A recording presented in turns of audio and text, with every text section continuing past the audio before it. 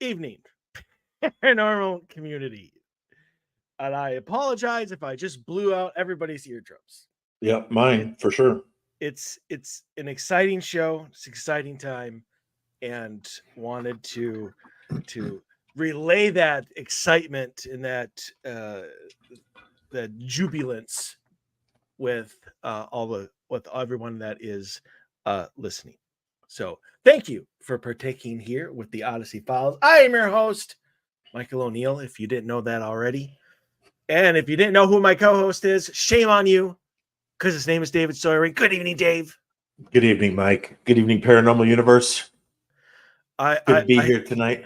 Yes, it is. It is our first listener appreciation show, even though that's really not what it is, but I had no idea what to actually name it. We get to run down the rabbit hole tonight. I'm so excited. I know you are. I'm going so deep diving. Can't wait. So anyway, let's set up the show. Yeah. Because Anthony is back. We have we talk about Anthony a lot. Surprisingly, we probably talk about Anthony more than we talk about any other guest. Yeah, we probably do over the course of time. I'm sure we have. Yeah. Yeah, because it. Hold on a second. I needed to type something, so my apologies. So anyway, Anthony, who writes to me every once in a while, always enjoy getting his emails. Said that he wanted to talk with Dave and I about Skinwalker Ranch. And so we have developed this entire show, which we usually do, surrounding one particular person. You know, we have random shit with Dana Mitchell, completely revolving around Dana and what she would like to talk about. We have the paranormal buffet with Cena Dykesman. Yep. Who will be on next week with me as Dave takes Father's Day off. Yep. And now we have listener appreciation show episode. I can't get the right thing. Basically, we wanted Anthony to come on the show live and talk with us about Skinwalker Ranch during the show. So however you want to phrase it, whatever you want to call the show, that's what this is. And hopefully it'll start a precedent that other people who listen to the show regularly will want to come on and talk with us about a very specific topic. There you go. So, and we're totally open to that. Absolutely. Why would I even throw it out there if we weren't totally open to that? No, we're totally open to that. Anything paranormal. So, without further ado, our greatest supporter, our number one listener, who never misses a show unless I don't upload it, Mr. Anthony Hernandez. What's going on, Anthony? Oh, not much. Hey, that actually seems to work. All right. I was going to say technical difficulties. I ended up having to restart everything. That's what we figured. Yes, Dave came on, and I'm like, Anthony's been gone for a really long time. I'm like, I wonder if he had to restart his entire computer. Okay. All right. So, for the first half hour of the show, because you have, before we get into Skinwalker Ranch, we need a build up. You know, we need the chaser before the shot in this instance. So you have sent me and Dave an extension questions and topics throughout the years to get our responses and stuff. And usually it's just me that responds. Dave never gets the chance to. So I'm going to give you the opportunity here for the next 20 something minutes before we dive into Skinwalker Ranch to throw out any questions or topics that maybe you would like an updated answer for, or get Dave's direct opinion. Probably one of the I guess the biggest ones was the Tulpas thing, but he's kind of gone into a lot of detail about that. But I did think that I don't know, things like the Hat Man and stuff like that. I'm wondering if people putting the thoughts and I don't know, just their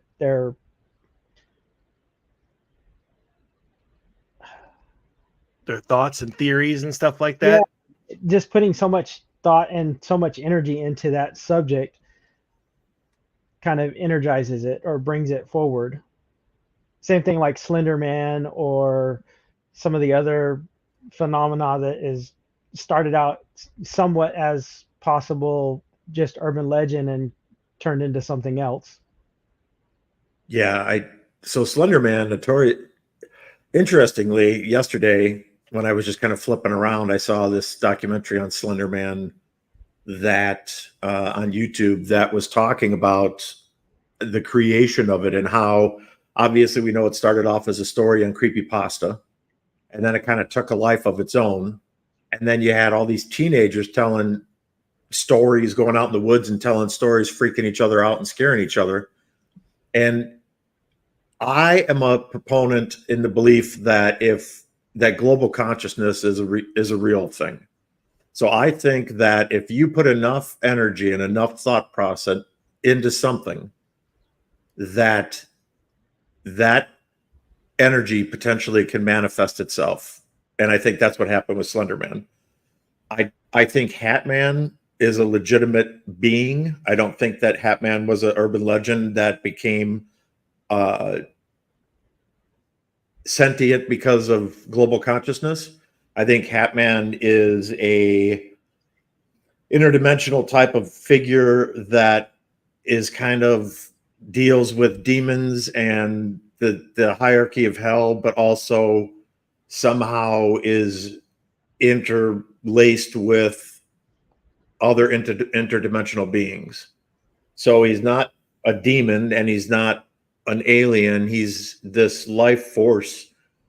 To me, he's kind of like a gatekeeper. And I know I've said this many times that I think Hat Man basically is out there hunting for individuals that carry a certain type of trait that in a positive trait. So let me define that, right? So like the white, like they carry a lot of white light or they carry a lot of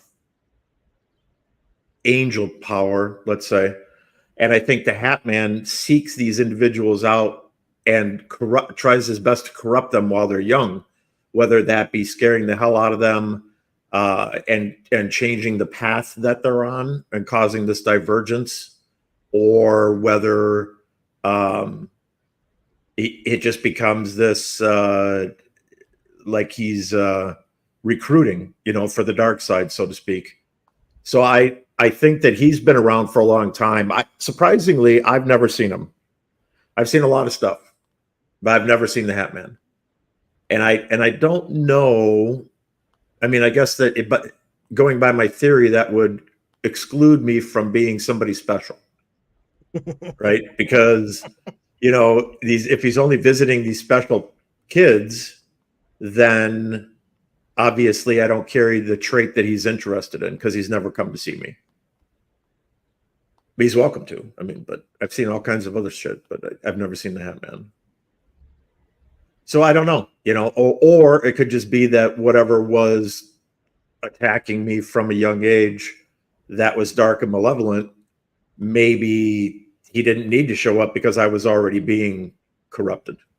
I was already being under attack from dark energy. And so maybe he didn't need to show up. I mean, I don't know. I don't know the answer to that. But that's who I think he is. Looks like somebody called dibs on you before I did.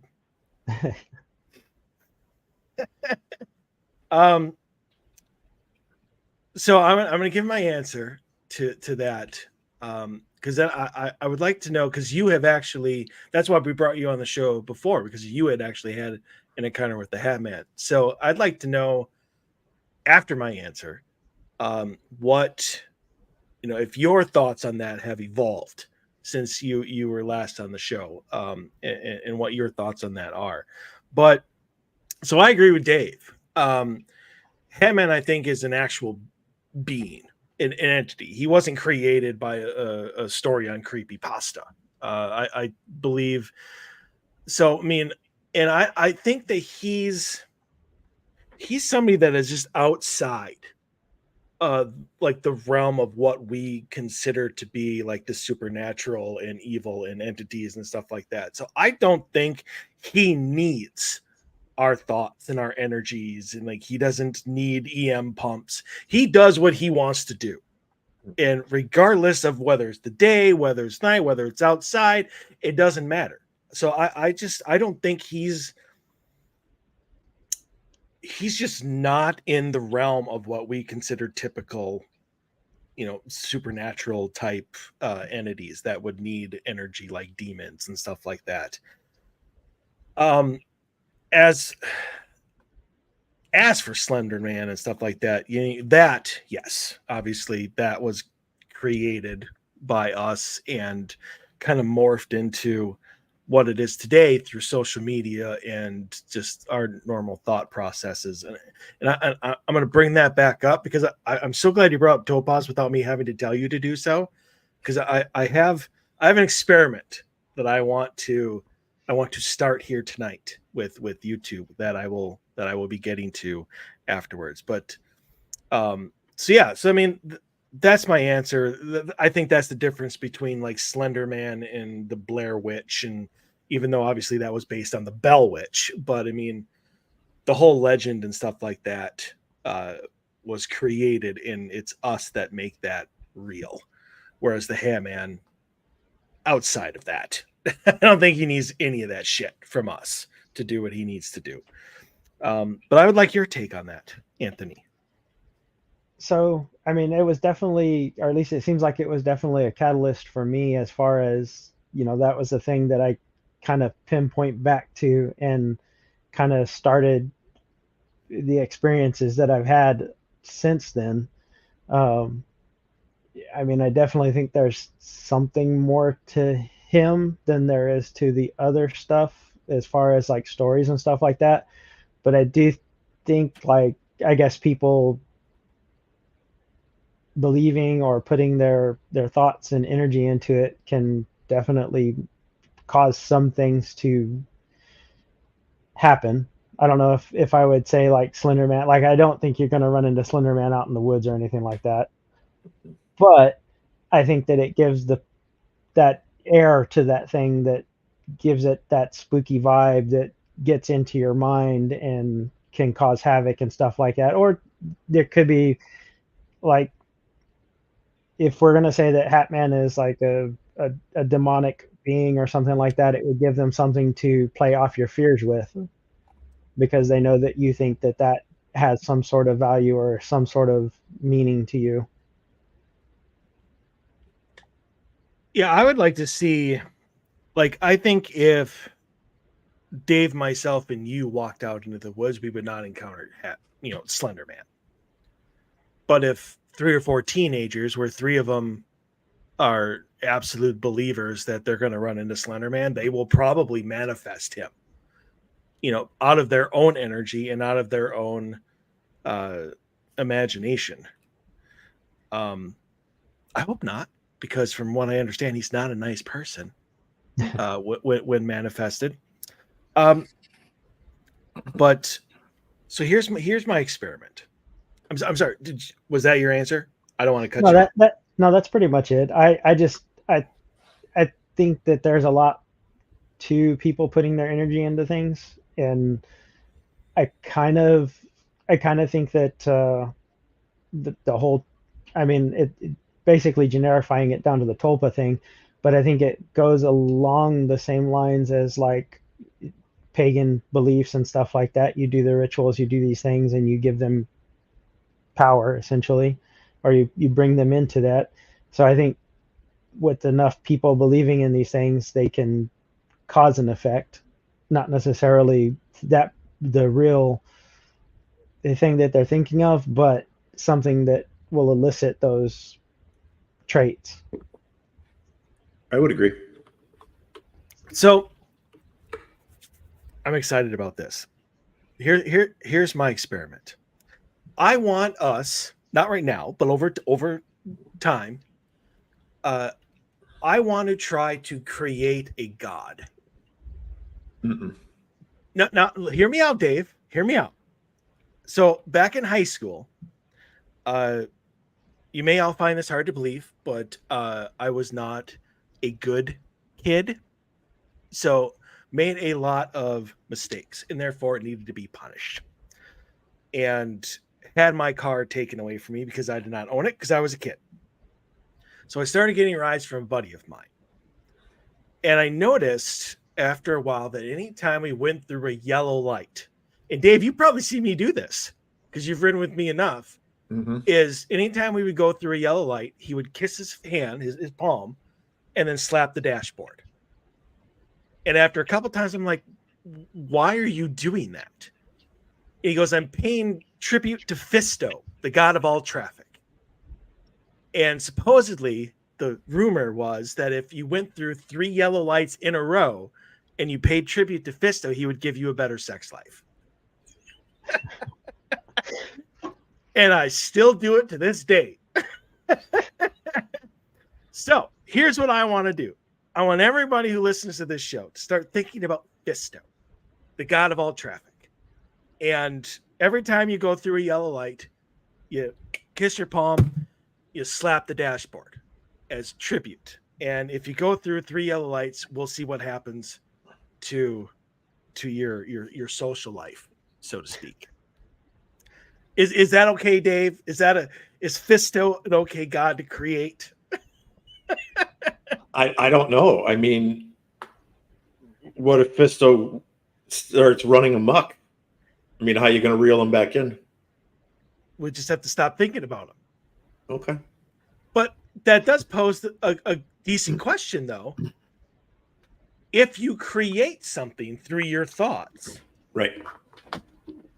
and then you stop and you take that away, all your thoughts, and you stop thinking about it, you start thinking that maybe it doesn't exist or whatever. Right. Does he cease to exist? Or does he have his own essence now? And I'll get both your answers on that one, or both your thoughts. I think once it's created, it's becomes a sentient being. And once it's a sentient being, it doesn't need you anymore. So in that instance, he would be able to find his own source of energy to continue forth. I don't think that he would just evaporate and cease to exist. I think once it's created, once the thought process is given and there's enough energy through thought process to create something like that, and then it's created, in essence, it's alive. I'll throw alive in air quotes, right, as a rough term. So now that it's alive,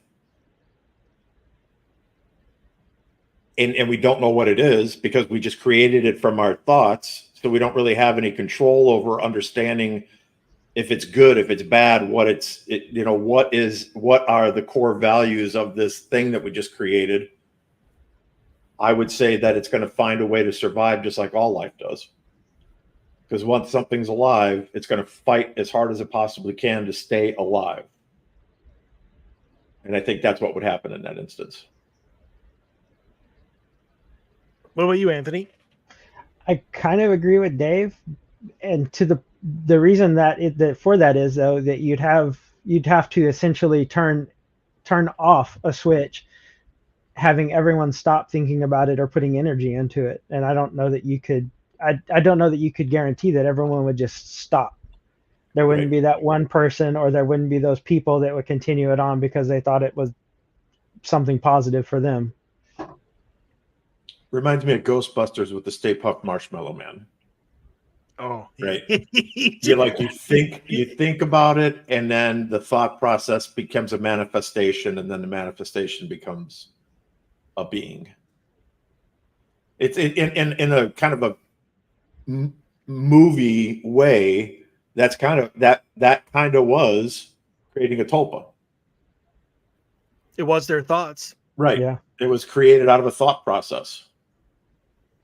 So I mean, in a kind of a true to great movie, obviously, but in a true to what we're talking about, going back and finding an example of it, like in a popular movie, that to me, I mean, that's what a tulpa would be like, right? Now that was an instantaneous type of creation, but I think that there was a whole lot of other stuff going on at that exact moment in time. There was so much energy around him that it wasn't necessarily his thought that created it. It was all of the energy that was there. And then his thought just became the picture for what it was going to be. I mean, it could have been a lot worse than the Stay Puft Marshmallow Man. Well, but also that. No, go ahead. I was going to say also that was them trying to put a positive spin to it too, not something negative, and how that turned out. Right. I still wonder what would have happened if one of them would have thought of J. Edgar Hoover. I don't know. Maybe he'd have shown up in drag running down the street.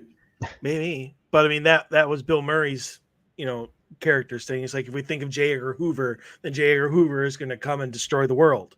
Right. So I really wonder what would have happened if J. Edgar Hoover would have shown up and walking down the street instead of the Stay Puft Marshmallow Man. Well, here's another thing to think of on that show too, right? So we talk about the creation of thought process. Take a look at the bubbling ooze that was flowing underground in the sewers, right? That was all negative. Yeah, that was all negative thought process. So again, a good visual example of what a thought process could be. Could it manifest like that? I don't know. I believe that everything is possible. So, I mean, could it manifest like that? Yeah, I think so.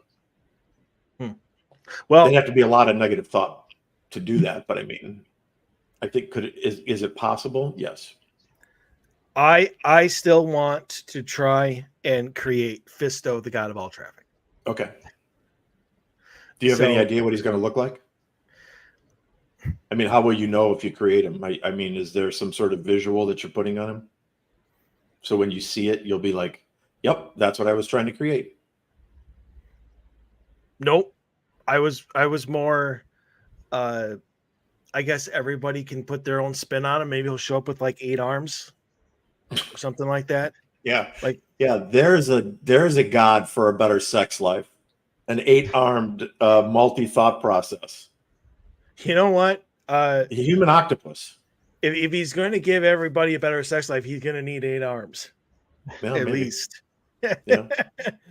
Maybe 7 mouths, 13 anuses. That sort of thing. You're going the wrong way there, Mike. I am sorry. This is a family show. This is a family show. Yep. All I'm saying, if anybody has any suggestions, not so much right on the show right here, but in general, as to what Fisto, the god of all traffic, should look like, by all means. Yeah, I'm torn between like a beautiful woman, a goddess, or like a really good looking guy. But maybe he appears, he or she, it, whatever, appears differently for everybody. Maybe. I mean, it'd be interesting to see. It's a god, so it'll be able to show up as anything that it wants to. Right. But that's my experiment. So when I drive down the street and I hit a yellow light, I want to see people next to me kissing that dashboard. Well, because their hand to put it on the dashboard and paying tribute to Fisto. Remember, 3 yellow lights in a row. No cheating there. It's tough to do. It's happened 3 or 4 times, and I haven't been rewarded yet. So I'm thinking it's coming. Yeah, I agree. Fisto is a stingy god, apparently. So he's a demigod. So he's got to be a demigod. Yes. Yeah. So, Anthony, with that said, did you have anything else that you wanted to bring up on the side, or do we want to go right into Skinwalker Ranch?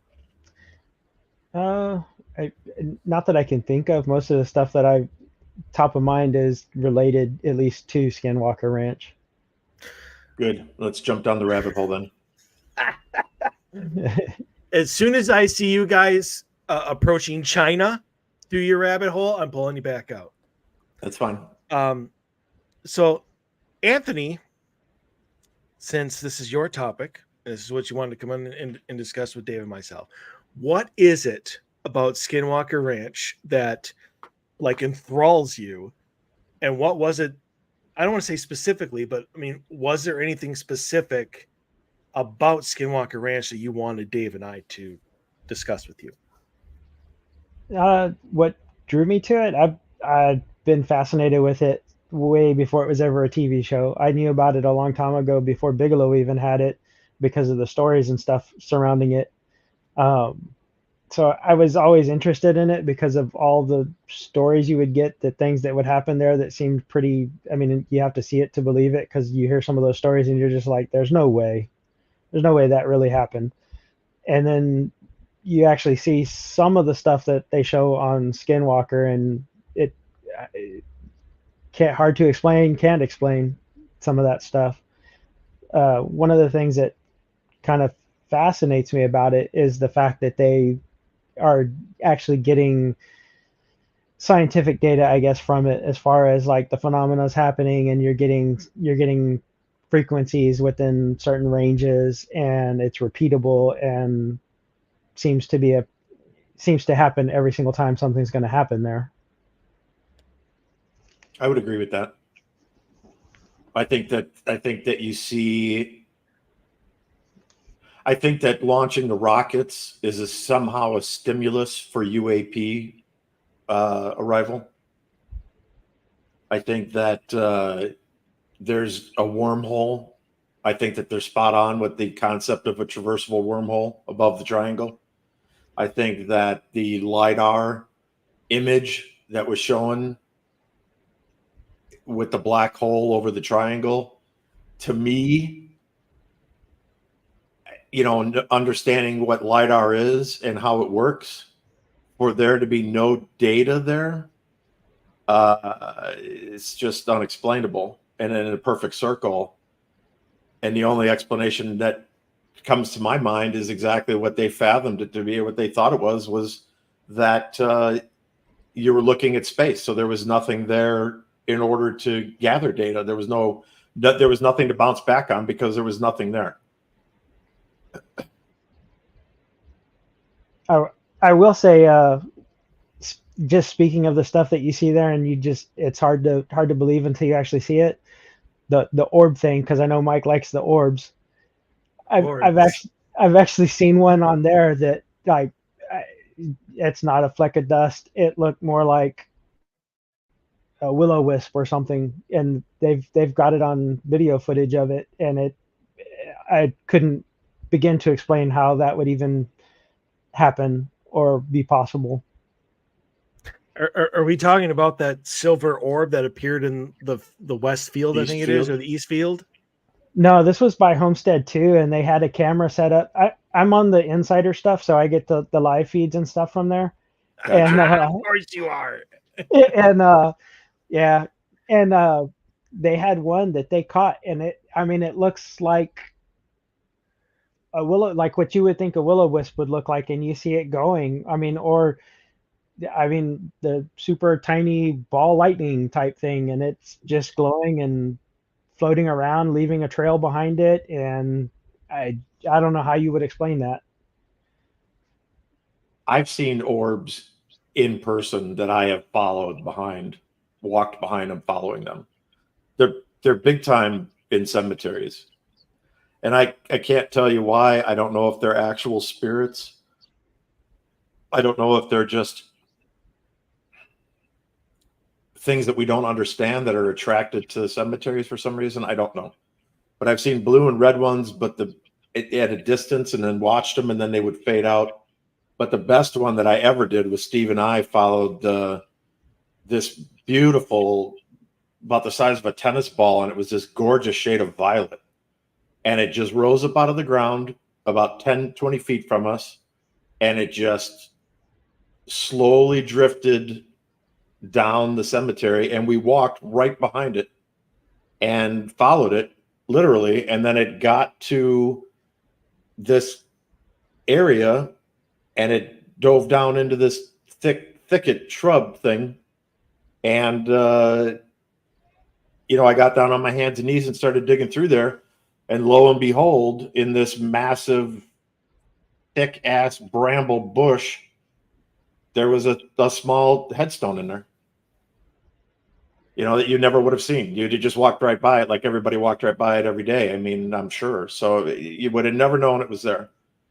But we followed that violet ball. So I mean, I have seen them. I don't know what it was. I don't know if that was the woman's spirit asking to be remembered and to have her grave cleaned out and brought, so that it could see the light of day again. I don't know. It was a hell of an experience, though. Well, let me ask you guys this then. So this is how this is going to go. Since you two are the rabbit hole people, yep. I am going to be the interviewer. So I am going to interview you two and kind of move the conversation from topic to topic. How does that sound? Okay. Perfect. Excellent. As long as we hit my dozen topics I've got here. Well, I don't know about any of them, but we'll see we'll see what I can do on my own. So, okay. First thing, since we're talking about the orbs, and we all know how much I love orbs, but and Dave knows that this is a sore point with me when it comes to the show, and that is, and when we had Mark, Mariucci or Mary, I think I said that right, on, who was former producer of the show, I brought up the paranormal and the fact that there's nobody of any sort of paranormal type background on the show. Right. So my question to you two, and Dave, I'm pretty sure I already know your answer because we've talked about it before. But I mean, how much further could they be along if they just brought somebody on who considers the supernatural and considers the paranormal and stuff like that, and is versed in the paranormal as opposed to science for what's going on in the ranch? Anthony, you go. Let's Anthony go first. That's fine. Go ahead, Anthony. Okay. So I think it's, at least from the show and then the insider side of it, and getting to hear them talk about what happens after the camera stop rolling and when they leave there, they call it the hitchhiker effect. Mm-hmm. And I'm not sure I don't know into what detail they've gone into it, but I know Travis Taylor has, even off camera and in interviews and stuff, talked about how he has seen a spirit shaman and they've experienced poltergeist. And I mean, it's all paranormal. All the hitchhiker stuff it's not alien. It's not a UFO type thing or UAP. It's supernatural, paranormal. Yeah.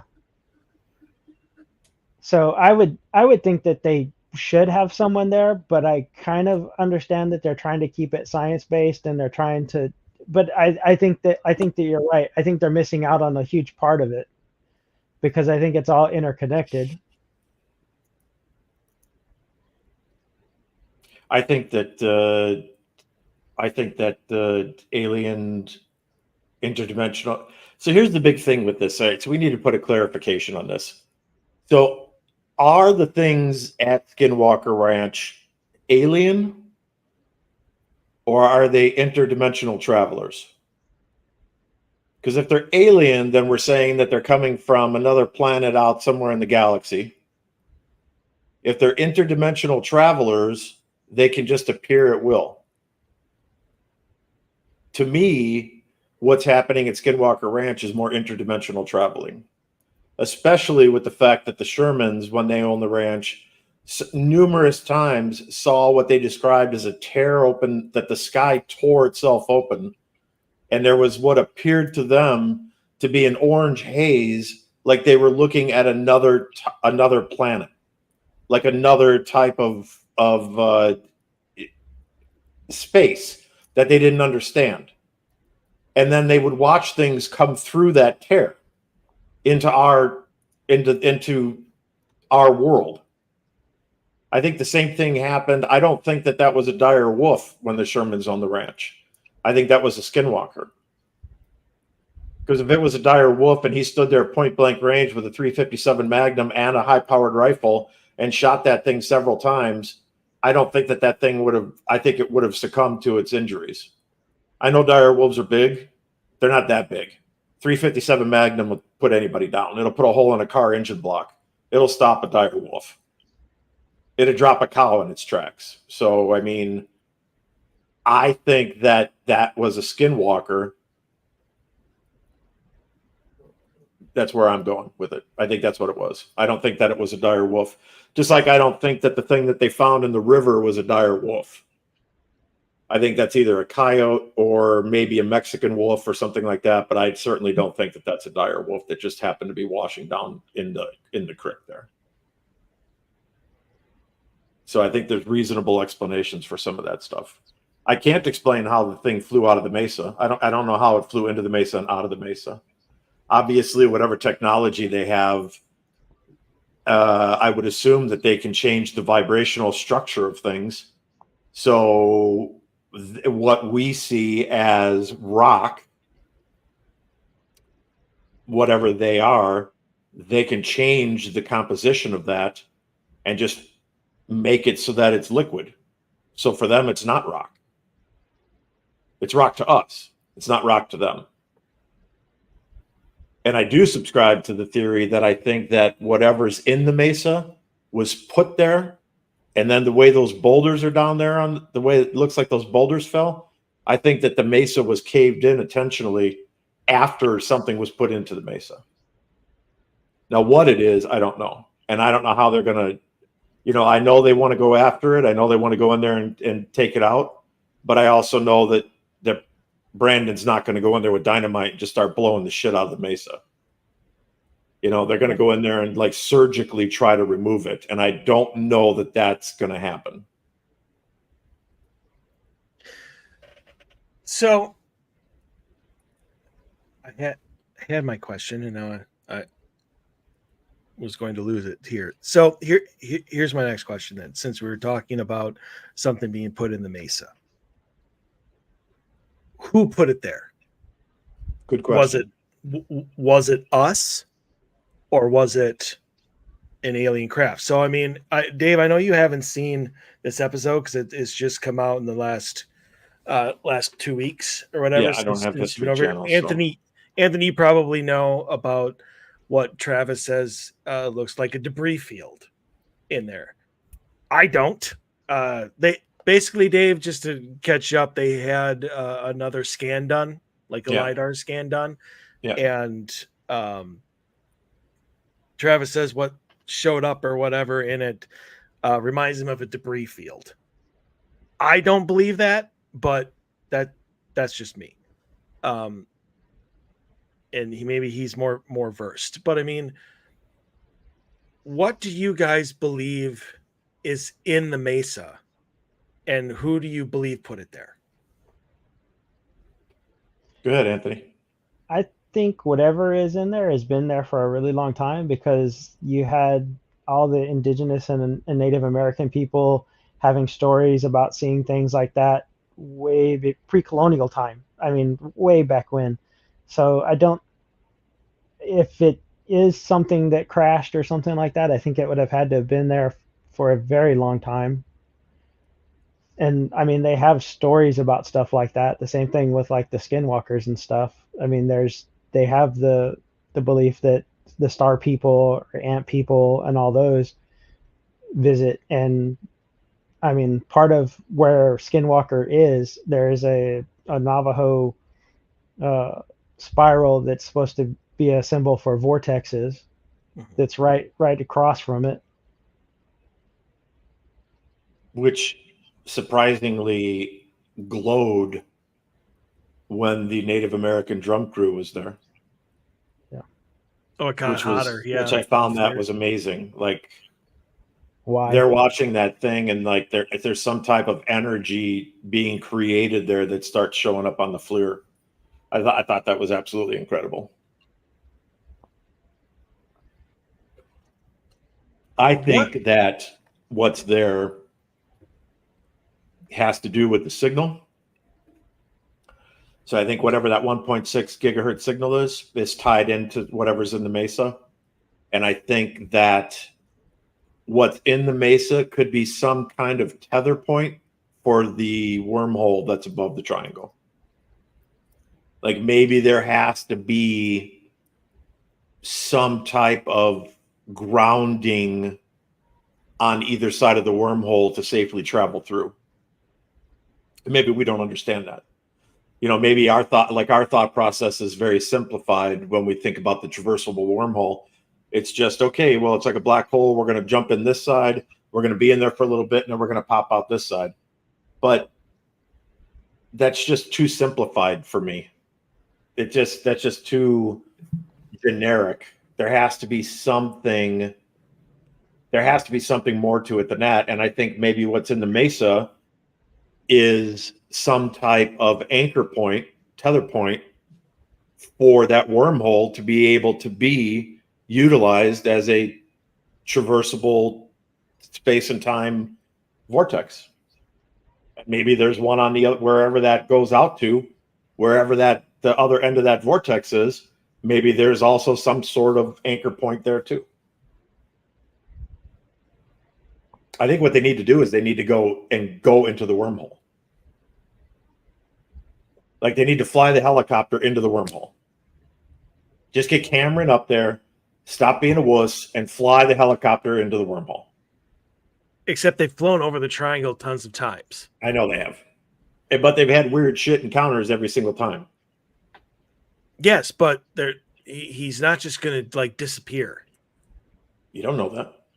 Well, not yet. Let me rephrase. So far, he hasn't. So far, he has not disappeared. You're right.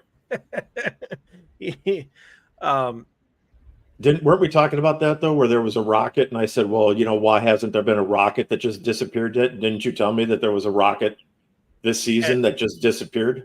As part of their promo package for upcoming episodes or whatever, they haven't gotten to it yet. And Anthony, you can back me up on this. Maybe I'm wrong. I don't think I am. But at some point in time, they launch a rocket during the day. And as it's coming down, they're tracking it. They can see it, and it just disappears. That's what the preview shows, yeah. Okay. I was like, I don't know if that's like the equivalent of clickbait or what, like the direwolf thing. But yeah, I was like, that's what they're showing is coming up. Okay. Supposedly on the back on the insider thing, there's a game cam photo that they're going to show in one of the more current and some of the future episodes that show a wolf that's supposed to be a big reveal. So like something that's like a dire wolf? That is what they alluded to. Okay. Well, there you go, Dave. It'd be interesting. Well, it'd be interesting. I mean, I don't know how a dire wolf is showing up in scrub land, barren land out there, and what it's eating.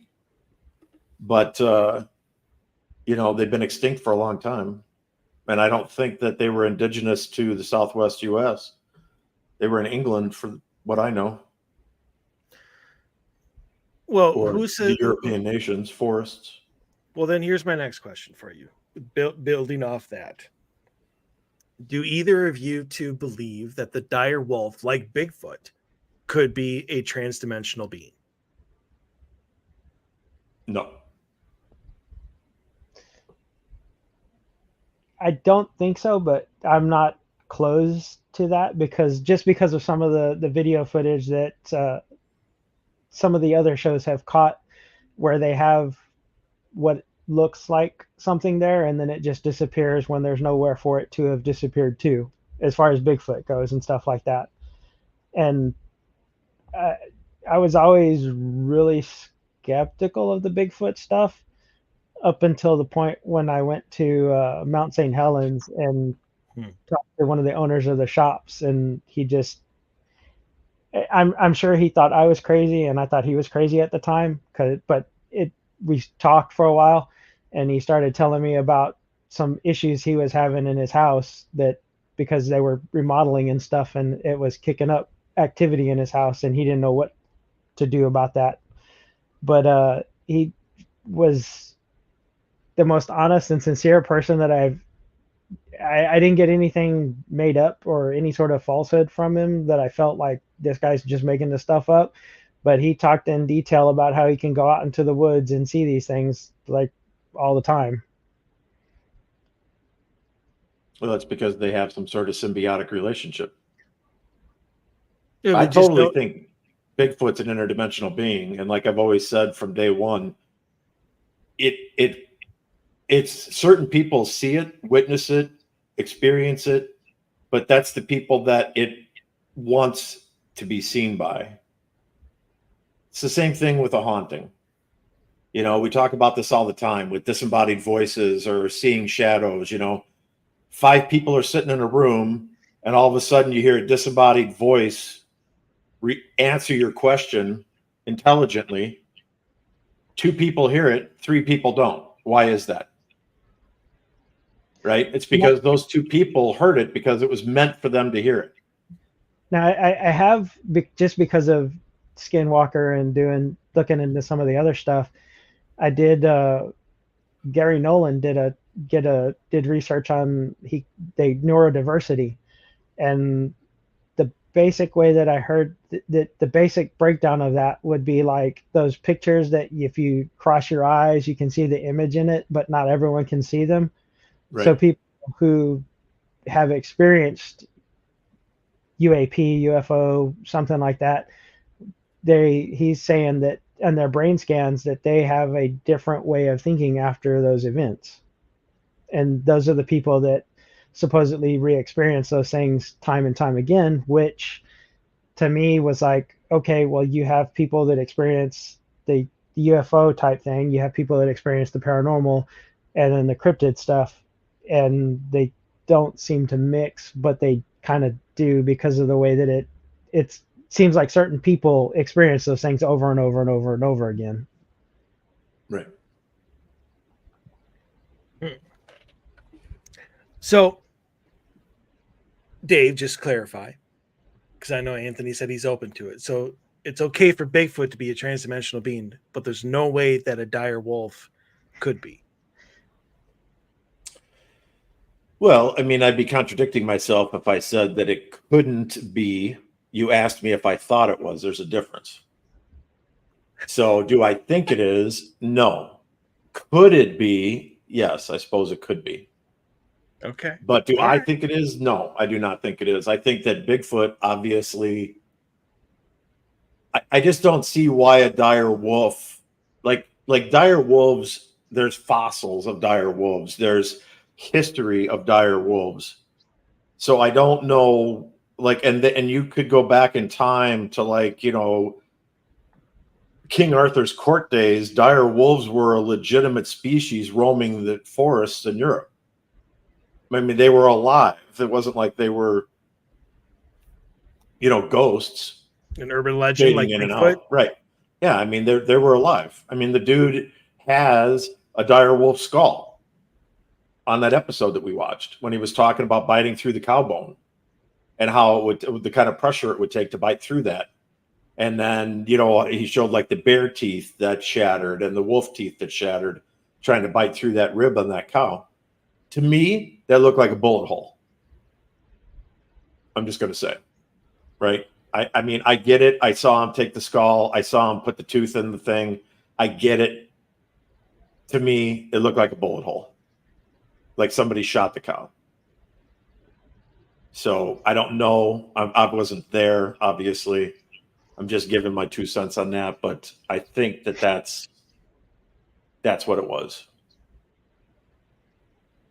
That's So I fair. think that dire wolves existed. Now, I'd be interested to see if they do on trail. I'd be very interested to see if they get it on a trail cam and they get a dire wolf on the trail cam.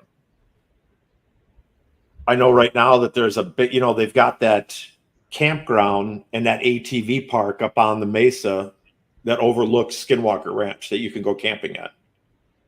And I know right now there is a lot of talk about that whole hitchhiker phenomenon. And people who go there and stay there are scared and they're getting followed home by something.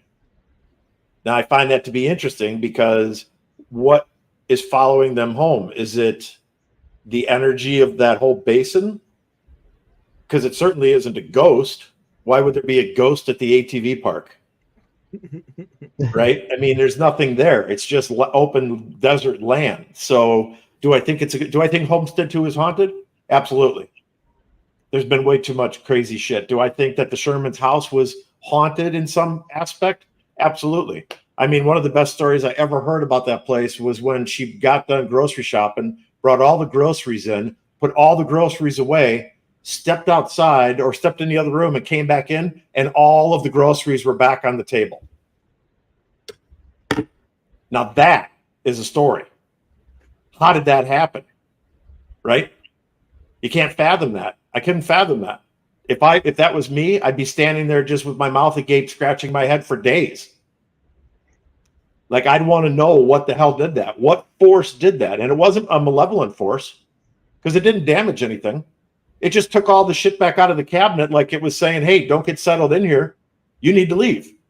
So take your groceries, put them back in the car, and get your ass out. Let me help you pack. Right, exactly. Let me help you get your groceries packed up here. So, why were there locks on the inside of the cabinet doors at the Sherman's house?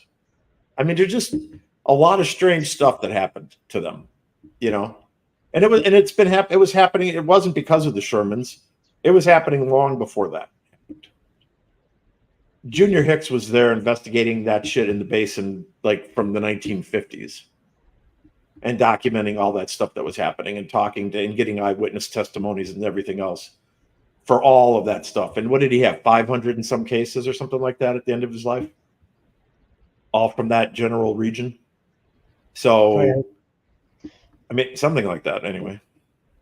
Yeah, there's, from recorded history as far as that area goes, there's tales of lights and just all strange things happening out there.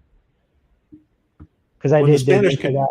Yeah, when the Spanish conquistadors were there and bringing in the missionaries way back in the day, long before when they were just still exploring the region, 1400s. They were writing about seeing gigantic fireballs hovering above the camp that were unexplainable. They didn't understand what they were and they were terrified. These giant balls of fire that would just hover above them. Now, what the hell giant ball of fire hovers? I could see if it was a meteor. I could see if it was, I don't know. I mean, in the 1400s, if it wasn't a meteor, I don't know what else it could have been. But, obviously that's shooting across the sky, streaking across the sky. They didn't know what it was. I can understand that would have scared them because it was something new, But I don't understand how they were documenting things like it was hovering. So something was going on there. Long time ago. Yep, probably. But that might have been more native as opposed to anything else. I mean, that might have been one of their earth spirits or something like that. Well, it certainly could have been, right?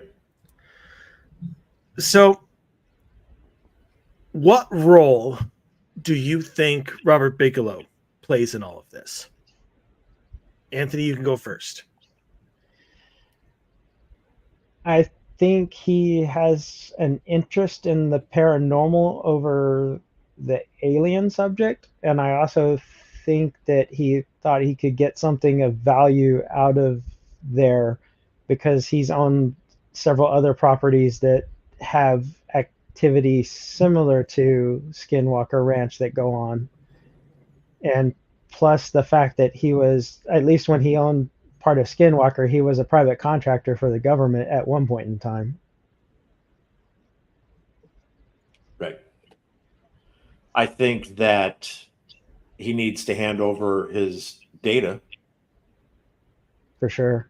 I think that he needs to step up to the plate and share that, even if he just shares it with the team that's currently there and doesn't share it with the public. I think that he needs to share what was there.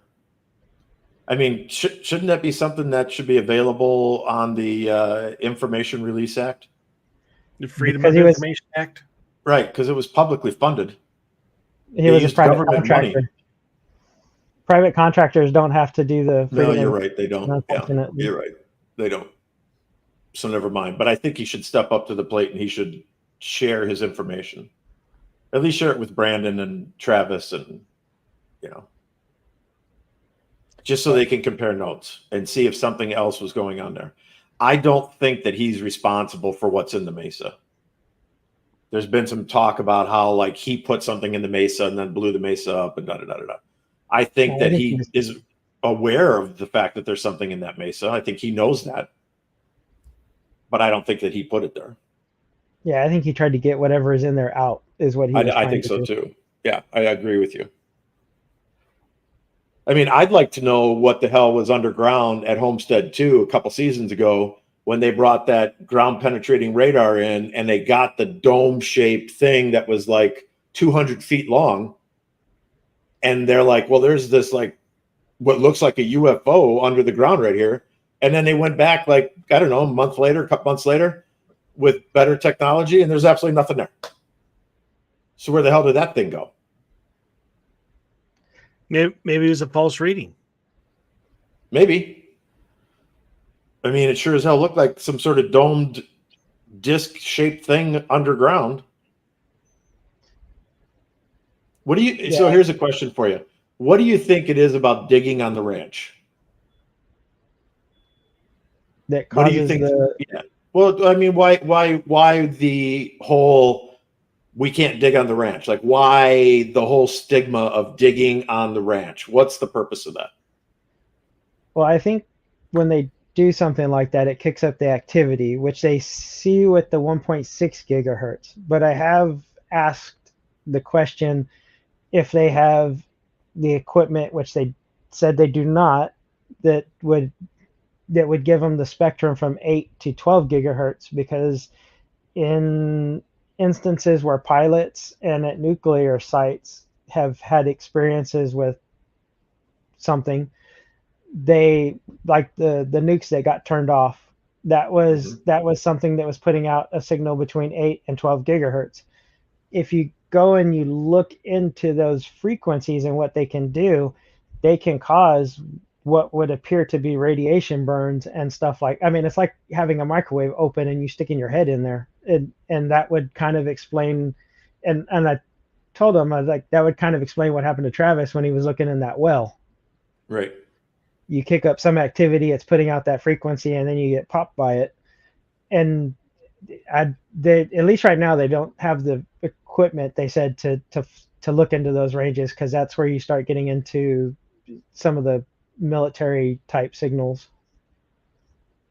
So maybe they just don't want to get into that because they don't want to draw any negative attention.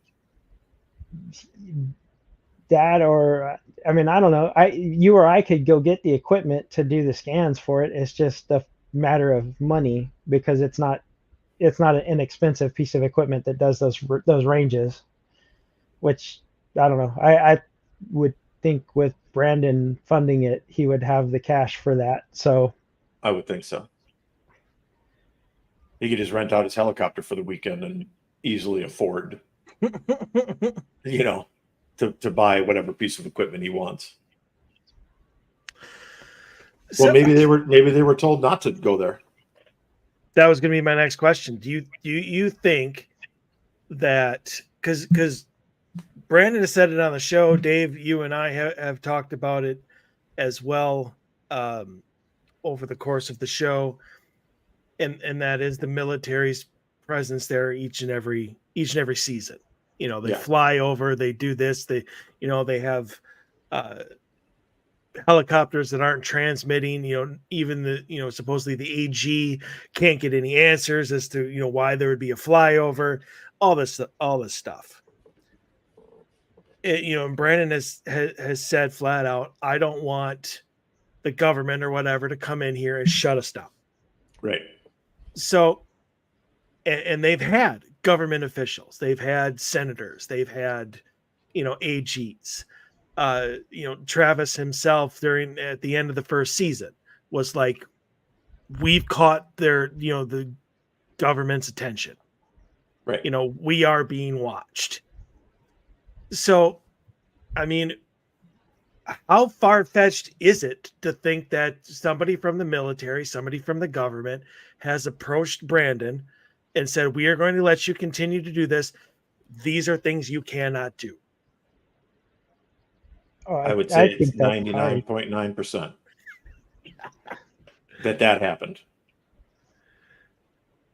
Anthony? Yeah, I would totally agree with that. I would think it's very high chance, especially like I said, that 8 to 12 gigahertz range, like that you're approaching the subject to where they're at least theorizing that could be like where Havana syndrome and stuff is coming from, that they've actually turned that into a weapon that governments are using against people. So I don't know anything about that, but yeah, I mean, You don't know what that is, Mike? When the people were getting sick at the U.S. Embassy or U.S. consulate, whatever it was. with the And it was sonic the weapon? Noise. Yeah, the sonic weapon. Yeah. Yeah. I didn't know is. that I didn't know if it got called like the Havana or whatever type thing.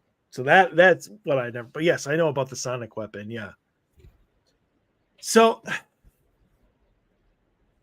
so I have my own theory. I have not gotten into it yet. I'll do that later in the show because I want to get you guys, and plus I'm going to have you throw out your own topics here because I want to make sure you get down the rabbit holes. Yeah. So one of the things that has made me so mad about paranormal and type television, like Finding Bigfoot and stuff like that, is they're never going to find Bigfoot, because if they do, the show's over. Right. And if there is something military based in the Mesa, or something that the military or the government doesn't want them to find, then they're not going to find it. Right. And Dave, you and I talked about just not last week, but the frequencies of change thing is nobody's going to find a cure.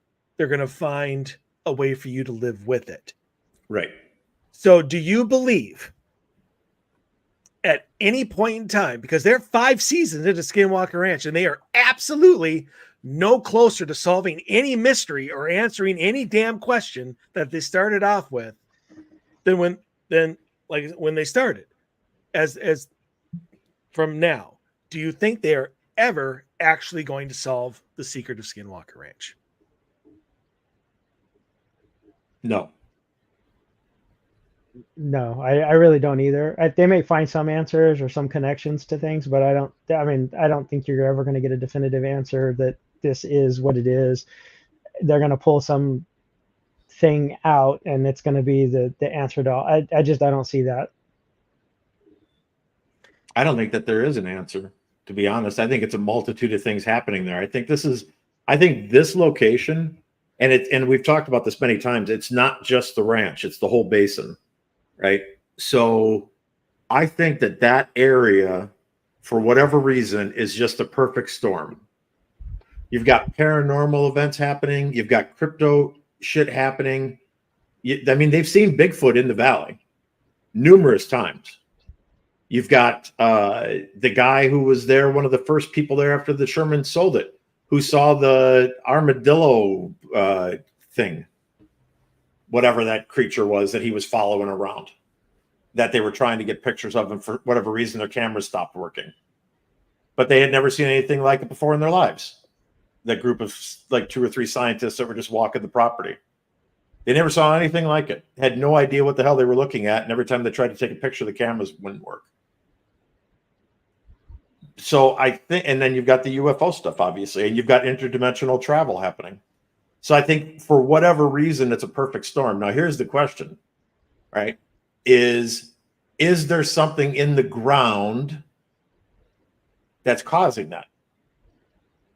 Is there some sort of deposit of some type of material that's causing this to be a hotbed of activity? Is there something in that valley that we don't understand, or that we maybe it's hidden in plain sight? We talk about that all the time. Like, we walk by it and go, yeah, cool, it's a rock, but maybe the composition of that rock, maybe there's something there that's in the soil or something that's there in the ground that's causing this to be this incredible hotbed of activity. And it's just hiding in plain sight because we don't understand that that's what we should be looking for. Anthony? That kind of makes sense. I was like, I can agree with that, because you've got places, for example, like the ringing rocks. You can hit them. You hit them with the hammer, they make a bell or ringing sound. They take the rock out of there, it doesn't do it anymore. So, I mean, I could definitely see something being there that is triggering those things. But as to, I mean, because Skinwalker isn't the only place over there that has that. There's other places in Nevada and New Mexico and right around there that have similar activities going on. They just are not. They don't have the spotlight that Skinwalker does. Probably because they don't want it. Well, either that, or what if where Skinwalker Ranch is, that part of the mesa and that part of the basin, what if that's the catalyst? That's the center point. And so, like a nuclear blast, it radiates out, affecting all the surrounding areas. But the focal point is where Skinwalker Ranch is located, and that just happens to be. I mean, because if it wasn't for this, Skinwalker Ranch wouldn't even be Skinwalker Ranch. It would be, the Sherman Farm or something along those lines that nobody has heard of ever. Right. So I mean, what if that is just the ground zero? That's what I was trying to find. I'm like, I know there's a goddamn term for it, but what if that's ground zero? Well, that would make sense, right? I mean, Yeah. What if the traversable wormhole, what if that is the only one in the basin and it is above the triangle? So that would make sense, right? You've got the wormhole, you've got the vortex that allows interdimensional travel above the ranch. Then you've got activity in the surrounding communities that stems from the vortex. So that makes total sense, right? That's how they're getting there. And then and then for whatever they're doing, they're traveling around looking at other stuff. I love right after Brandon bought the ranch, he was walking the ranch, or actually they weren't, they were driving in the UTVs, and he stops and he looks, and he's looking at a craft, a silver disc in the middle of the day above the mesa that's about 50 feet long. And he's just sitting there in the UTV looking at this thing, and it's just sitting there hovering for a couple of minutes. And then that's it. It's just gone. And he said there's a great interview that he did on the Sean Ryan show. It's 4 hours long. First of all, it's a hell of an interview. But there's a lot of really great stuff in there. And that was one of the stories that he was talking about, like when he first got the place, and that he became a believer because he witnessed it himself. It wasn't a story that he thought sounded good. It wasn't, somebody else saw something out of the corner of his eye. Maybe he thought he saw it too. They legitimately stopped the UTVs, and the four guys that were in it were sitting there looking right at this object. So he refers to it as becoming an experiencer, is what his term for it is, which I found very interesting.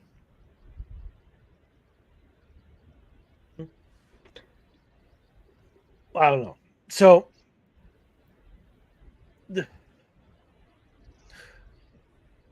Dave, how many more topics do you got? Have I hit any of them? Yeah, a couple. Yeah. I want to talk about the I Live that's on the screen in the control center. Yeah, but Because that hasn't been seen yet. well, I found an article on it that was done in 2023. Yeah, but that hasn't been seen. So if you Okay. want, you can relay it. Give the context Well, of what you're talking about. I don't want to ruin it for people if they're. Anyway, there's an article here that was written, Uncovering the Secret of Skinwalker Ranch, published October 26, 2023, by Meg Walter, and she got invited. She flew in with Brandon and his helicopter and met with the team, and she got to go hang out at the ranch for the day and interview Brandon and stuff. And Eric and Travis was there, and there was an incident that happened, and I won't go into detail on it, but it's coming up on the show. There's an incident that happened that Eric was extremely frustrated, and he did something and he got a response. And I won't say what it is because I don't want to ruin it. Anthony, do you know what he's talking about? I think I do. I think it's kind of related to this last episode that they showed, and they're doing more of the interactive, trying to interact with it or get it to respond. Yes. Okay. Yeah. So I know that they're going to, at least they've talked about it in the forums on the inside stuff that I guess they're going to attempt to do some sort of communication, but they haven't been real clear as to how exactly they're doing that. I think they need to use music. That's one of the things that they said that I think they're going to do is with music, because that seems to be the direction it's going to. But that gave me like a Close Encounters type feel when I read part of that. I think Close Encounters is a phenomenal movie, and it's ahead of its time, because I think that legitimately could be the way we would communicate with an alien species, is through lights and sound. Well, look who the tech advisor was on that. So I mean, that kind of go figure. So right. It's weird to see it in now, but I mean, 40 years later, yeah, we're seeing the movie be put into real world application potentially. I think it's interesting. I don't know what you're talking about. I've never seen it. So, well, shame on you. It's worth a watch. It's a great movie. I don't doubt it. I just haven't gotten around to it yet. So it made me go out to visit Devil's Tower. Like I specifically went out there to Devil's Tower to go check it out. So and you found nothing. Actually, I had a phenomenal time. But did I meet an alien? No. Did we have a great trip out there though? Yeah. It's pretty cool. Pretty cool place. Not that you know of. Right. Or not that you remember. Not that I remember. I could have been abducted and brainwiped. That's right. It happens all the time. Okay, so wait, before I get into my theory, because that kind of definitely launches into a rabbit hole. And it's the only rabbit hole I've ever gone down when it comes to this. But Anthony, you wanted this conversation. Is there anything that we have not touched upon yet that you really wanted to talk about? No, we've pretty much touched on a lot of the stuff. I definitely think there's probably some of the government stuff that is definitely working to not show some of the results and kind of hinders their abilities to do some stuff. I do think that is a thing. But I mean, we've hit on at least most of the topics with that stuff. Only thing that we didn't really talk about was the prehistory of the place and some of the, I guess, the early natives that, and it doesn't necessarily fit with Skinwalker Ranch, but in some of the canyons and stuff, they use some of those things as graveyards in the tunnels and stuff. So, I mean, built on a graveyard, but Well, what wrong has ever happened by building something on top of a graveyard? Yeah, nothing. Nothing. I mean, look at Poltergeist. Well, and So that's here's the kind of question that we haven't touched on. All right. sure. What is causing the GPS coordinates to read hundreds of feet underground? See, that's part of my theory. So let me get into that. Right. And because, like I said, that's going to launch us into a completely different, completely different atmosphere. So here's what I think is probably happening, and at least for the most part, I obviously don't have, based on what they are finding here and there, it doesn't completely answer everything, but it answers a lot. And I actually disagree with the both of you that I think Bigelow was there to take something out of the Mesa. I mean, they even talk about, even on the opening, when they start when that announcer is going through the narration during the opening credits and stuff, about how Robert Bigelow was there for 20 years, searching for answers. And I actually had the thought while I was listening to this last episode when they were talking about that, I'm like, that we know of. I'm like, who says he was even doing research and shit anyway? Sure, that was the public thing, but you have tons of people. They actually just had a couple neighbors come over like 2 episodes ago and start talking about stuff, but they brought up Bigelow and how military vehicles would show up there during the day, and stuff like that, like big convoys of trucks and shit like that. I honestly that they've taken what has been there, which is probably the wormhole. I think that they have installed inside the Mesa like a massive AI defense system in order to defend the world or whatever against their paranoia of outside species. I think they definitely know the wormhole is there. I don't think they created it, but I think everything that is going on, every time they dig, every time that they've launched rockets, every time they do this and this and the signal, it all seems to be technologically based, and it all seems to be in reaction to what they are doing, but only enough to stop them. So if they have drones going over, they're trying to look for something, well, the drone malfunctions. Except for what happened with Thomas originally, with that whole bulge in the back of his head. Yeah. Like, I nobody has been, I want to say seriously hurt, because obviously Anthony brought up earlier the radiation Radiation burns. burn. Yeah, that was given. And the heart attack that happened or what appeared to be a heart attack that happened in pretty much the same location as the cistern of the burns. I do remember that, but yeah, that happened with the caretaker, the guy with the Tom. The long beard. Yeah. But I think that what they are experiencing with the 1.6 gigahertz, I think, is that system putting out the signal of, what do I do?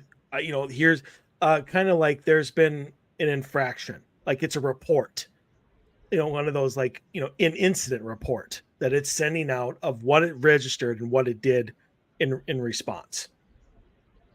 What I think is happening now that the AI is there is, like with the I Live, it's growing. Like it's, I don't want to say evolving, but you know what I'm talking about. And it's starting to probably go beyond its programming from what it was meant specifically to do. I think that those GPS coordinates, I think that's this AI system sending them a message of where they need to go and where it is. So when it's 5,000 feet below the surface, the entrance to the Mesa, I think it's giving them the clues that they need in order to figure out what it is they're looking to find. Like it's trying to help them, but in a very subtle way. So do you think that that's a man-made AI? I think it's a man-made AI. You and I both know because AI has just started coming out publicly, in the last 5 years or whatever. I don't know how long Google's had their AI, but damn well the government has probably had AI for at least, the last decade, 15 years in some fashion. Well, they would have had to, because I mean, it's already in a stealth fighter now. Right. So, I mean, I honestly think that what they would find inside the Mesa is a humongous thing of computers, like the servers and shit like that, to make it maybe probably a huge generator to make it self-sustaining. And, but that's just me. It just seems to fit with how, like, quickly it reacts to certain things. And it almost seems to be specific to what they are doing. Like, it's never the same thing over and over and over again. Right. And if they're digging, lately, Dave, you haven't seen this episode yet. They actually started digging in over by the triangle again. Nobody got hurt, but one of the diggers started tasting metallic in their mouth. They got them off the ranch immediately. They stopped their digging.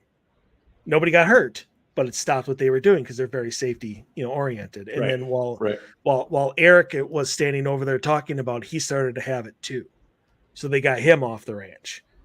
And then for whatever reason, Travis and, was it Tom?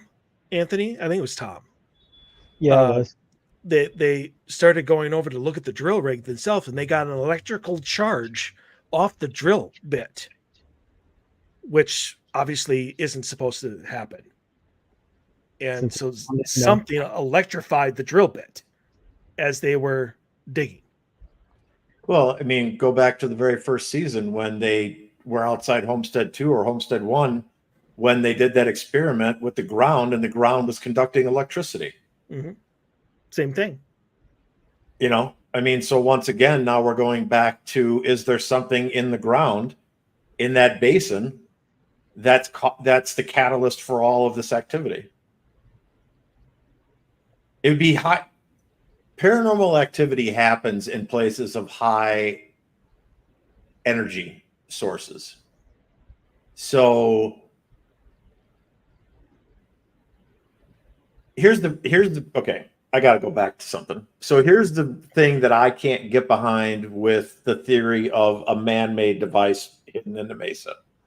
Because if that really was the case, there's no way they would let them mess with that. There's not a chance in hell that the federal government and the powers that be and all those black op programs, there is no way that they would let them send a drill bit into it trying to discover what it is.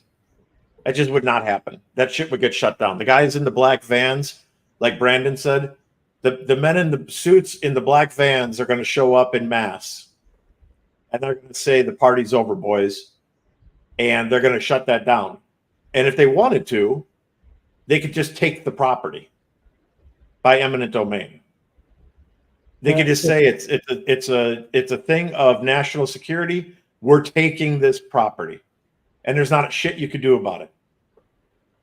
So it's kind of funny that you say that. That last UAP bill that they tried to push through, Brandon and them fought against it because it did have something in there about if there was some sort of phenomena or something going on, they could come in there and seize it and take it away from them. Sure. Think about it. Right? If there is something in the Mesa that's man-made, that's this great AI power, that's like some sort of defense system,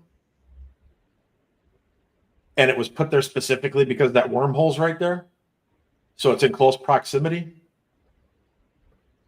there's no way that the government would allow you to send a drill bit into it or to talk about excavating it to find out what it is. It just wouldn't happen. Well, I mean, keep in mind, Dave, that they talk about it all the time. They haven't done it. Right.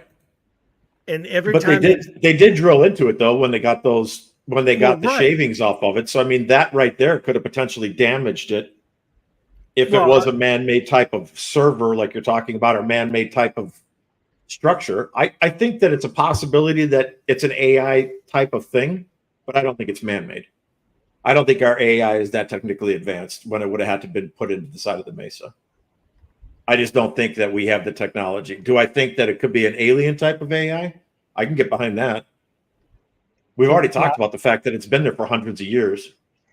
It's kind of funny that you say that, because one of the out kind of, to me, it's out there theories that they had on some of the stuff they were talking about was what, and this is just like a what if type thing, but what if it is an AI and it's not ours, it's from somewhere else, but it's here because the reason the recent activities and stuff have been ramping up is because it's detecting our baby AI that we've developed, and it's here to communicate with it, not us. And that very well could be. You know, I mean, maybe they knew 500 years ago that we need to seed this area with our equipment because somewhere down the road in the evolution of mankind, they're going to catch up to us. And so we're going to put our AI in place and let it just sit there because it can just sit there because it's probably got a thermonuclear core. Or it's got, whatchamacallit? Cold fusion. Zero Energy, yeah. Yeah, right. The whole zero energy concept where you can run something for the rest of its life on something the size of a quarter of this energy pod, and then it'll just run forever. It'll never stop functioning because of pure energy. And maybe that's what's there. And maybe it was just put there at a time when there was nobody else around. Because 500 years ago would have been, the 1700s? 1600s, right? I mean, there wasn't a whole lot of people other than indigenous people living in that area, but so they were traveling, following the animals, following the herds, going down in the valley to the rivers in the springtime for the fish, following the buffalo herds, because that was their substance of life. Be interesting to see what happens. It's going to be like Skynet. I don't think it's. I mean, who doesn't think that? Who doesn't think Skynet's a possibility? Oh, while possibility? we're in this rabbit hole. Yeah. Skynet is definitely a possibility. Right. But AI looks at the problem and says the only thing that's screwing up this planet is our humans. The human beings. They're polluting. They're wasteful. They're destroying the ozone. They're destroying the planet itself. They're raping and pillaging it. They're the issue. We are the issue. If you take a look at it, we're overpopulated. We are the problem. AI is going to figure that out someday.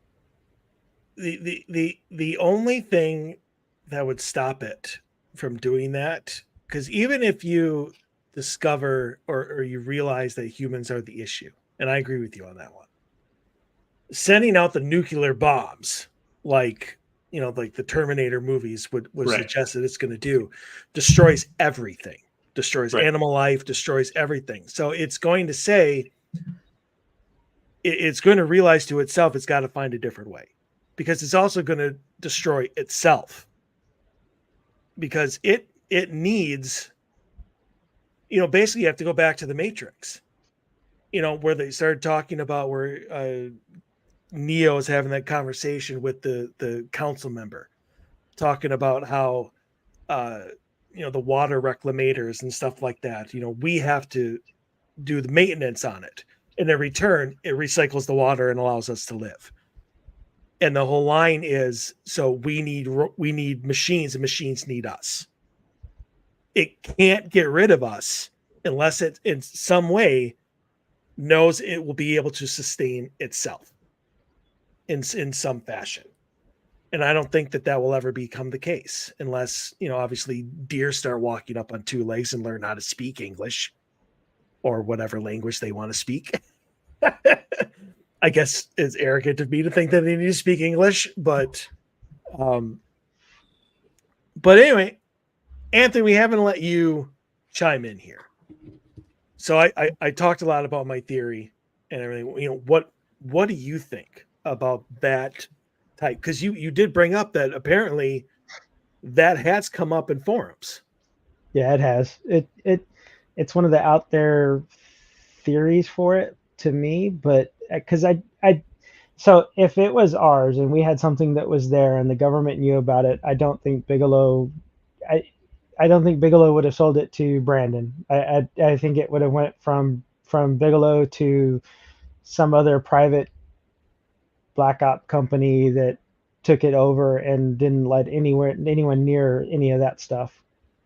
Can I interject a question just on that point Yeah. specifically? As long as Bigelow has it, and as long as the government has it, or any sort of black ops company has it, it's going to be like a pinpoint type location that people are going to pay attention to. I mean, we all know that the best place to hide something is in plain sight. So why not sell it back to the public if you're perfectly comfortable knowing that it will never be, just it will never be discovered by some random, type act. Somebody's not going to trip at the top of the mesa and slide down it and all of a sudden uncover, this big ass dome with an AI in it. I mean, it's just not going to be possible. So, I mean, if you're secure in the knowledge that it's safe and it's not going to be discovered, why not send it out to the public so to get it away from you, to end your connection with it? I don't know. I don't think they would do that. And the only way that I could see them giving it over to someone was if there is something there, would be to let them find something and try to ridicule or to make them look foolish for even looking for it in the first place. Which, I mean, they have in the past with Roswell and stuff like that. There's like the committees that came out after that were told to basically, you make these people's life hell. Anyone that comes out with those stories, you ridicule the crap out of them until they don't want to talk about it anymore. Right. That's an art form. Yeah, Destroying people's lives like that. I mean, it's an art form. The people that do it are very good at it. It's Mean Girls on steroids. Yeah. well, yeah, because I don't know, that they're willing to ruin people's lives to keep that stuff covered up. Which, I mean, I can't. Before I started digging into a lot of stuff like this, like I wouldn't have even thought that you could say our government even did some of those things, and then you uncover all these projects and things that have been publicly put out there now, and it's like, wow, just like what level is too much there. So, but I can't see him giving that stuff up. But I mean, to your point, you have all of our old bases and stuff that, like, I know here we have bases that definitely had underground facilities that they've turned into a city base. That's basically a mall and type stuff there now. And they're totally fine with that. And yeah, it's out in the public. So you never guess to go looking for that stuff, I would think, or it's all filled in now. I guess I go back to the topic we talked about earlier about the boundaries that we're all pretty certain were put in place. They can't do this, they can't do this, they can't do this. And I think that that's the only way that they would be able to find something. And so they cut it off. I mean, honestly, if you look at it, it's 5 seasons in. And I mentioned this earlier in the show. They haven't found Bupkis. They have 1,000 weird experiences. I can't even tell you how many times I've heard the phrase, "That's weird." In fact, Dave, you would find this hilarious. In this past episode or whatever, he brought his daughter, who built like this sensor or whatever that they used. Oh yeah. And then something malfunctioned, and she's like, "That's weird." And I'm like, oh my Lord, you are your daughter. You are your father's daughter. It's funny. You are They one episode down, though. I will say that, because there is another episode that's out between here and there, and that one is kind of, I don't understand what they showed in it. So Are you talking about the lasers? yes, Yes. yeah, the lasers thing.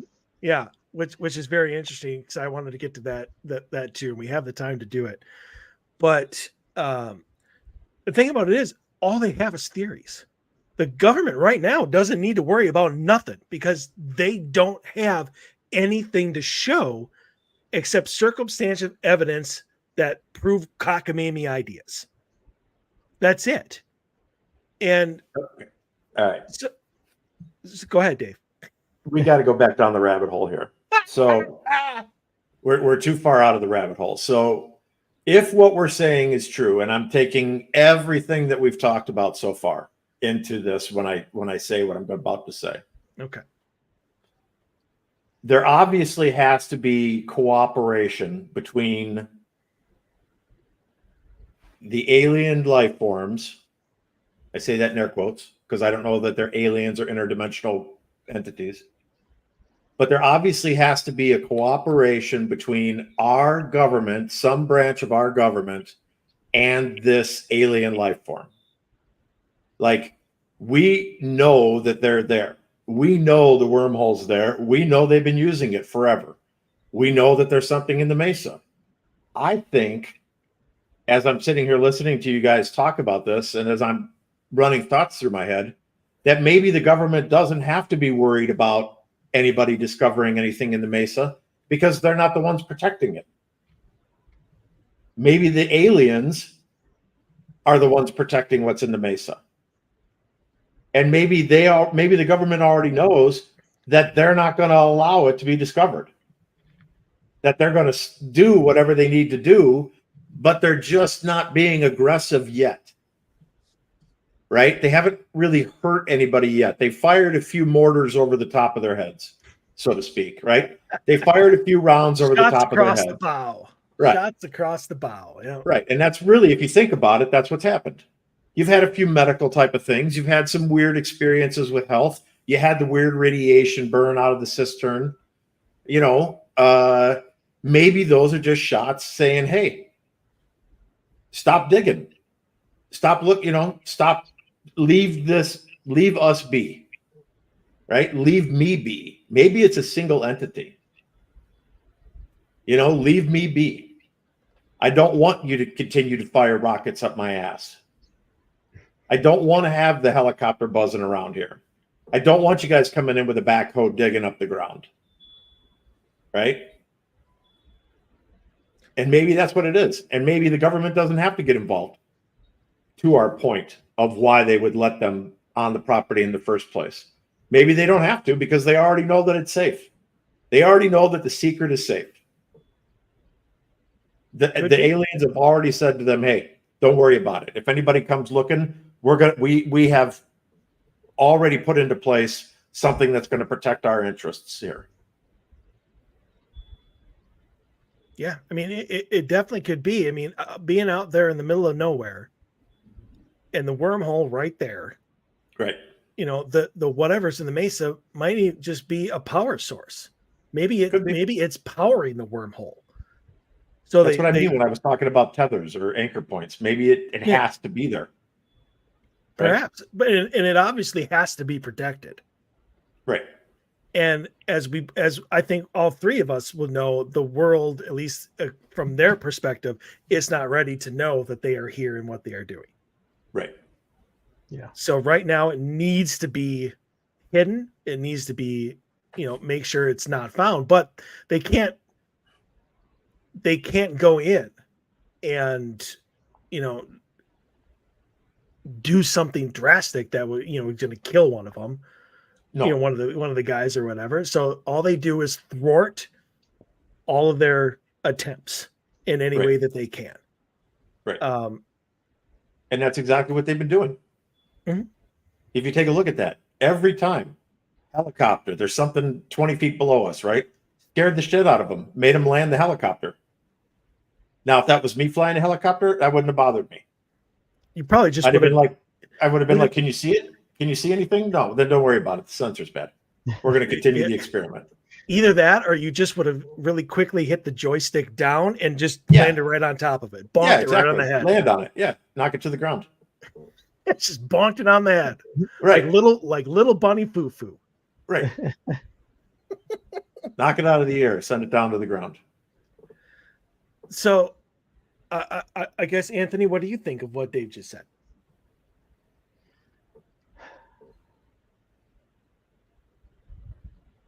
Oh, I do think that if there's something there, that I do think that they do think that it's safe, which is again why Bigelow sold it, because I think he tried to get everything that he could to get it, whatever it was, out of there and couldn't. So I think maybe they gave it to them to like, here, see what you can do, or something like that. Because I know that even with Bigelow's, I forget the guy's name, but there was a person on Bigelow's security staff who talked about going down into caves and stuff. And I mean, they haven't really done any of that on the show or anything yet. And there are caves there from what that guy said about the place. Well, hell, they didn't even drudge the river. Oh yeah, yeah, they didn't do that until either. this season. I mean, they're really concentrating just on that one part of the mesa and leaving everything else out of it. Well, yeah, because most people didn't even know there was a river there. Very true. Like I don't think I've seen an investigation involving Homestead 2 in like 3 seasons. I mean, No. they left that behind. Yeah. And I think that the reason they did that is, like what Mark was telling us about, that involves a lot of supernatural shit. Yeah. And they don't want anything to do with that. Right. And so they left it behind. And I think that is such a bad decision on their part.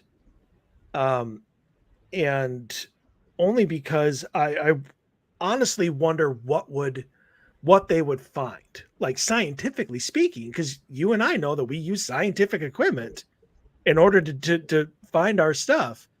If while they're shooting off their rockets and doing their little experiments at the Mesa, if there was a simultaneous investigation done at Homestead 2, right, what they would find on that one. Anthony, what do you think about that? So so I've asked some stuff about the paranormal side of it, which is kind of, they downplay it, but I have asked some of it, like one, I think it was ghost hunters that use the EMCCD cameras. Yeah. It was Grant Wilson's AMC ghost hunters. Yes. I want to buy one of those. So they have never said anything about it, but when I asked them about it, they used cameras like that on the ranch. It's not, you don't get to see those cameras live. And they said that they haven't caught anything that really, I guess, sparked interest enough to do it. Because I was like, I know that they're typically used for for filming the sky and stuff. I said, but have you tried using it in Homestead 2? And they didn't really want to answer a lot of those questions, because Homestead 2 is where you see a lot of the weird stuff that goes on. It's because they're full of shit. They're seeing stuff on those cameras. Oh yeah, I mean that thing is alive 24/7. Oh yeah, 'cause, I mean, even with the inside stuff, you only get access to 4 of the cameras, and there's a lot more than that are there. Right. Yes, there are. Yeah. Huh. All right. I want to know why they didn't go back out to the East Field and try to dig deeper into whatever that antenna looking thing was that the LiDAR picked up on. Like, that was one of the coolest things I've ever seen. Like when the LiDAR on the East Field, where it kind of had the red dots that were just in the sky that formed kind of what they referred to it as an antenna. I mean, I don't know why they haven't gone back to that. The pillar? Yeah. I know what you're talking. Okay, I know what you're talking about now. They've mentioned it a few times, but Anthony would know better than me on that one. Yeah, I was gonna say, I think they're leading up to doing more stuff with that, but right now they're trying to focus on the triangle thing. Lost my train of thought. I was going to tell totally lost my space on that. Sorry. That's all right. Happens to me all the time. So what's the inside scoop on all the rocket use? Well, besides that's like Travis's thing. So he thinks it elicits some sort of response, which I mean, I guess is to an extent true because you get the frequencies and stuff that show up, and I guess to me the coolest thing I think they've gotten from that is that one where it exploded and the smoke showed up, whatever that was. That was The blob. where they're Yeah. that thing, whatever that was. But a lot That of was- them, like I said, a lot of them don't really talk about it on the show, but a lot of, like, I know Travis for sure has been freaked out by paranormal stuff that's happened leaving the ranch.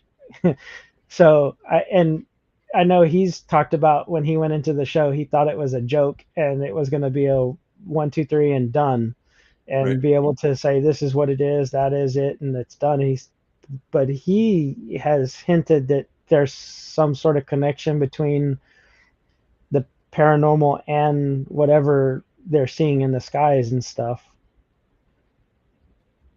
Well, the ironic thing is that everything that they're encountering, if you go to the basic nature of what the paranormal is, It's paranormal. everything that they're encountering is paranormal. Every time they say, well, that's weird, that's like, well, that's paranormal. Paranormal just means it's not normal. Right. Everything that they're experiencing out there, everything that they get on camera that's weird, or what is that, or here's this, I don't know what that's all paranormal. So them trying to be like, we're going to be scientific and only going to talk about the science of it, they're fooling themselves, because everything that they are doing is paranormally based right now. And we all know that.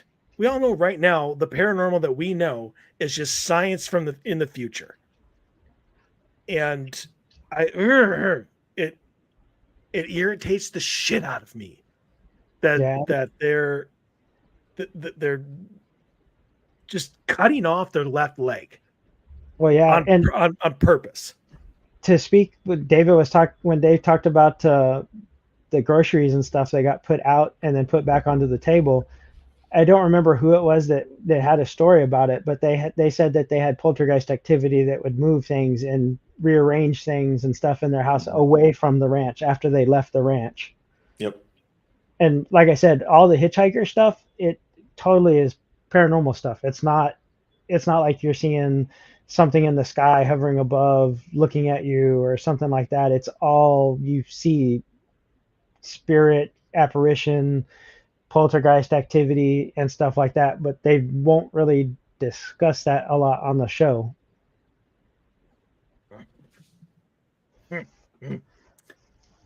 All right. So Dave, I think Anthony and I will both take your opinion on this one because you don't know about this. This happened in the very last episode, and Anthony alluded to it a few minutes ago. Okay. So they tried to do the lasers again, so they put 4 pillars of lasers shooting straight up. And I think, Anthony, 2 were green and 2 were blue? Yes. So upon review, they had like a camera that was taking photos like every 5 seconds or something along those lines. Yeah, they're using the high-speed cameras. Right. They have photos that they showed during the episode where so high in the sky, and it just happened to the green ones, where the laser would literally cut off, be nothing, and then would continue. It's impossible. That's what they were saying. But they have multiple photos of it happening to both only the green lasers. And so obviously that color then comes into play. The wavelength, yes. Right. Yeah, it's got to be something of with green wavelength versus wavelength of blue. Yeah. Or whatever their frequency was. But yeah, right. So I mean, it's not like it's off. It's not like it's curved. It's like a 10-foot gap. Like somebody cut it in half and moved it up, and then it just continues on its way. And it's just black in between the two. So, I mean, and this kind of goes back to the green blob, or the blob that you were just talking about, Anthony. that showed up in that high res, and how things fly through the mesa when they shouldn't be. I mean, Right. it's almost like there's something that's a little out of phase with like our realm, where the vibration and the phase of it is able to go through solid rock, Right. and it's able to be there and yet not at the same time, which obviously is beyond our comprehension, but that Right. doesn't mean that it's beyond anybody else's. And Anthony, since you're part of the insider group, I'm really interested to hear what they think about that. Like, what are the theories that have been thrown out with this latest? The laser, I haven't read a lot about the laser stuff yet because I've been busy with some stuff, so I haven't been able to get on there since that episode. But I mean, just to me, it looks crazy because, like I said, and this is from multiple angles, Dave. So it's not just like one camera, this camera, that camera. It's like from multiple angles that they have it, and it literally looks like someone snipped it out of the picture. And there's even one where it's only partially gone. There's part of the green laser that's gone, and it just looks like a box. It's bizarre. It's like somebody was censoring. Yes. It's like the aliens are like, we don't like this. We need to censor, the genitals of this laser. So what did Travis and Eric say about it? Other than that's weird. I believe he went a step further and said that's impossible. Yes.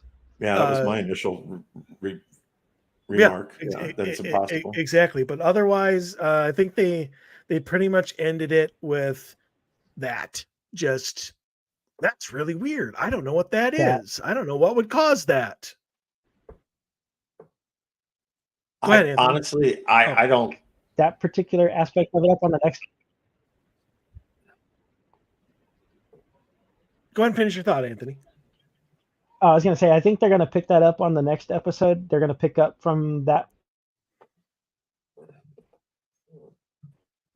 meeting. That's seeing something. We lost Anthony. There we go. Am I back? Yeah, your audio is kind of cutting out. Oh, okay.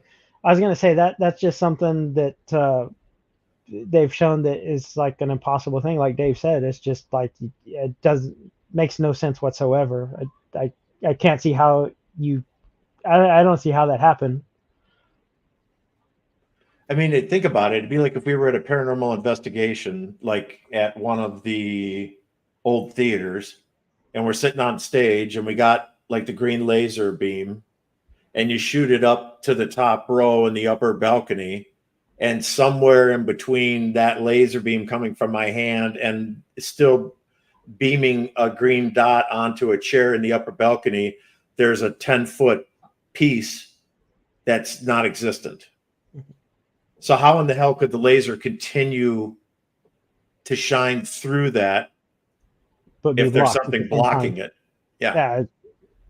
It makes no sense in how we understand how lasers work.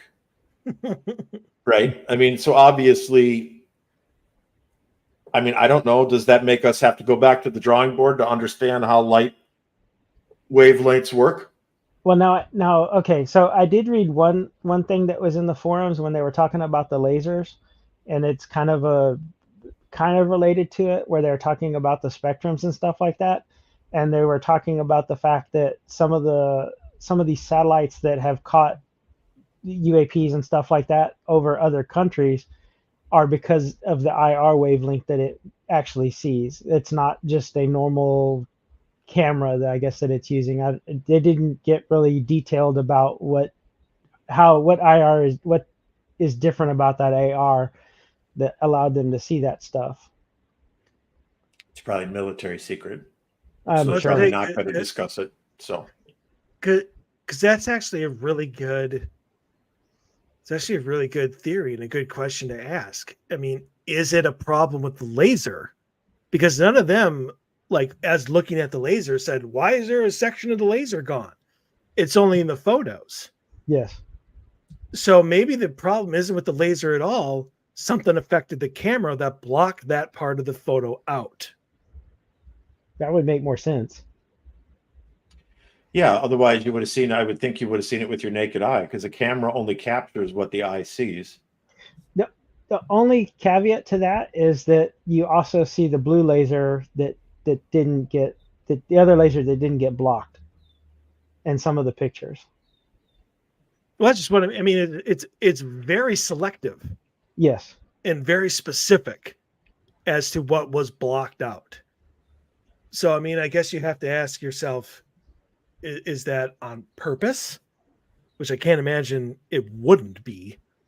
So, I mean, I guess the question then is, again, did the laser actually get blocked out, or did something tamper with the camera, unbeknownst to them?